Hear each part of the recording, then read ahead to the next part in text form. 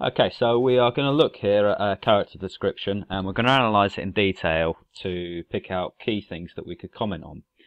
I've picked a character from a Charles Dickens novel to start us off with. Two reasons for this. Firstly, Charles Dickens was very, very, very good at describing people.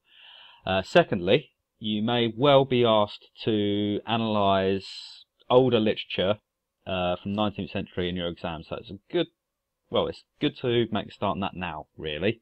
Get you a bit used to it. So, we are going to obviously be looking at both physical characteristics and also the man's personality here.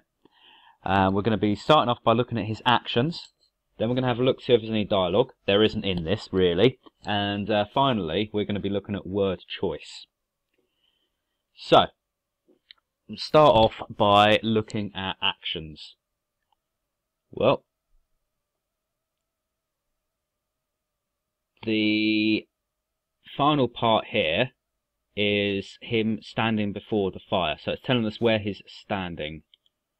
So, and also Dickens has given us a reason why he's standing. So he stood before the fire, partly because of the cool spring afternoon, though the sun shone, and partly because he thus took up a commanding position from which to subdue Miss Gradgrind. So we've already got this idea that he's an imposing figure.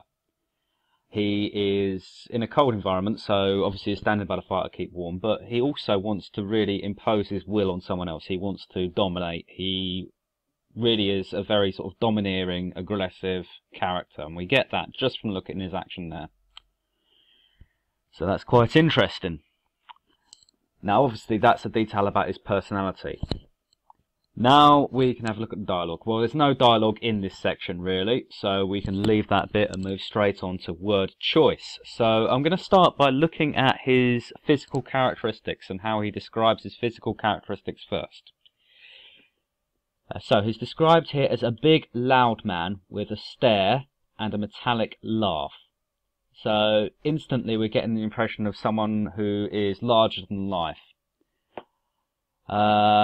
Dickens also uses an interesting figurative piece of language here. He describes him as a man made out of a coarse material, so possibly from a poor background, or possibly even for just an incredibly coarse, vulgar, impolite person, and seems to have been stretched to make so much of him. So again, we're getting this idea that not only is he physically larger than life, he's quite a big guy, but his personality is very much larger than life as well.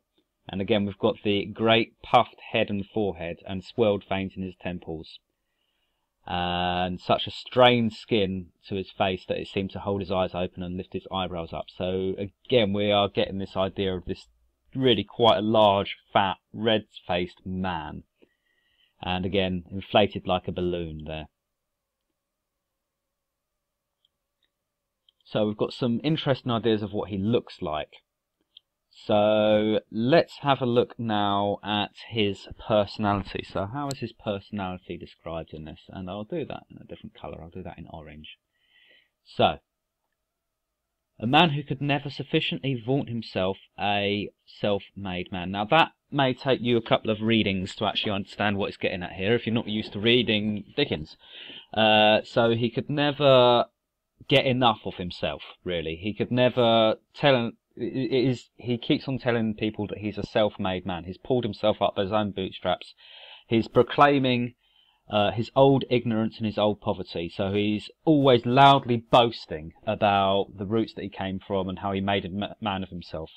And he's described here, his character is described as a bully of humility. So someone who bullies those who are more humble, less outspoken, less arrogant than him. So we're getting this idea of a very large, fat man. And again, we've got this bit here as well to back that up. And again, this is quite a nice one because Dickens splits up here a personal description of him, a description of how he looks, his physical appearance. He had not much hair, so we get this idea that he's almost bald. And he then ties it into a description of the guy's personality. So one might fancy it talked it off. So he's very, very talkative. And what was left was standing up in disorder. was in that condition from constantly being blown about by his windy boastfulness. So someone who very much thinks a lot of himself, is always highlighting the fact that he's pulled himself up by his own bootstraps, that he's a self-made man, very arrogant, very domineering. That's how you describe his character. In terms of personality, you're getting this idea of this giant, this larger-than-life character, both physically and metaphorically. Great red face with not much hair, swelled veins at his temples, and inflated like a balloon. So, that's how we can use those methods, so looking at actions, dialogue and word choice, and also looking at the physical characteristics and the personality, to see how an author has given us an idea of a person's character.